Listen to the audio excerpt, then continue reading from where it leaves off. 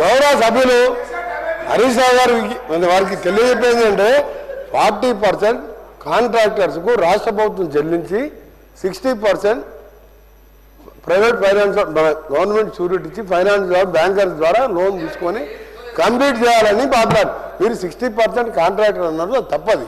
పంచాయతీరాజ్ కూడా అదేవిధంగా 12,000 కిలోమీటర్లు, మాది ఒక 12,000 కిలోమీటర్లు, ఎవ్రీ ఇయర్ 4,000 కిలోమీటర్స్ లెక్క కంప్లీట్ చేయాలని ఏప్రిల్ 2nd వీక్లో టెండర్స్ ప్రాసెస్ స్టార్ట్ చేసి మే జూన్ వరకు వర్క్ స్టార్ట్ చేయాలి.